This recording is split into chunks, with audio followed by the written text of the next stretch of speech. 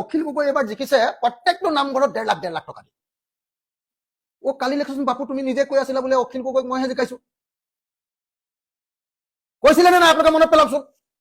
হিমন্ত বিশ্ব শৰ্মাই স্পষ্টকে মোৰ ওপৰত সন্দেহ আনিবৰ কাৰণে, যিহেতু মই স্পষ্টকে ধৰো, গবা মাৰি ধৰো, বগৰাই দিওঁ, আৰু হিমন্ত বিশ্ব শৰ্মাই মোৰ হাতৰ একদম খেতি কৰা হাতৰ পৰা ওলাই পলাই যাব নোৱাৰে।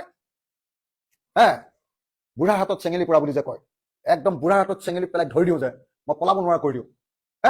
সেইকাৰণে মোক ইমান দিন তেওঁলোকে কৈ আছিলে যে মোক বিজেপিয়ে জিকাইছে।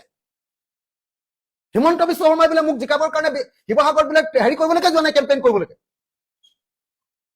এইবাৰ আকৌ ক'লে আনৰ পৰা আশা নকৰিবা, আনৰ পৰা কেতিয়াও আনৰ ওপৰত নিৰ্ভৰ নকৰিবা।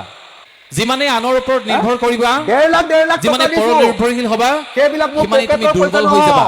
আনৰ পৰা যেতিয়াই আশা কৰিবা, তোমাৰ কাম কৰিবলৈ মন নাযাব, পঢ়িবলৈ মন নাযাব, ভাল কাম কৰিবলৈ মন নাযাব, কষ্ট কৰিবলৈ মন নাযাব, তুমি নিশকতি আৰু দুৰ্বল হৈ আহিবা।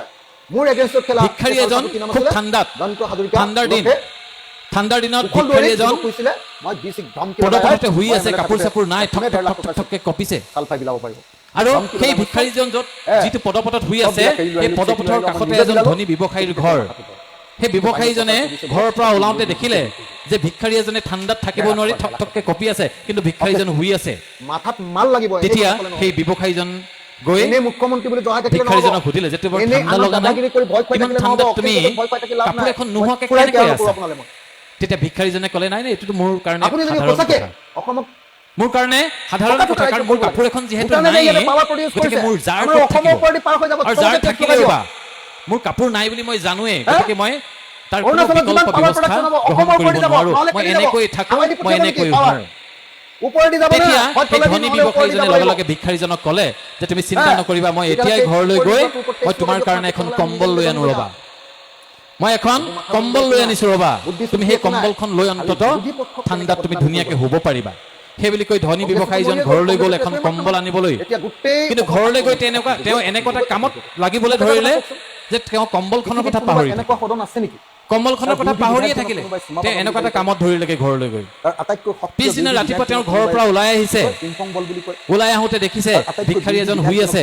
ভিক্ষাৰীজনক মাত লগাইছে, অহ তোমাক মই কম্বল এখন দিম বুলি কৈছিলো নহয়, কালি পাহৰিয়ে থাকিলো। ভিক্ষাৰীজনে মাত বোল কৰা নাই, বাৰে বাৰে ব্যৱসায়ীজনে মাতিছে, গাত ধৰি জোকাৰিছে, বোলে শুনাচোন শুনা, তোমাক কম্বল এখন দিম বুলি ভাবিছিলো, দিয়া নহল। তাৰপিছত ব্যৱসায়ীজন আচৰিত হ'ল যে ভিক্ষাৰীজন শুই থকা নাই, তেওঁৰ মৃত্যু হৈছে ইতিমধ্যে, তেওঁৰ মৃত্যু হৈছে, ভিক্ষাৰীজন মৰি গৈছে। অকণমানি কাগজ টুকুৰাত সেই ভিক্ষাৰীজনে সেই মানুহজনলৈ এখন চিঠি লিখি থৈ গৈছে।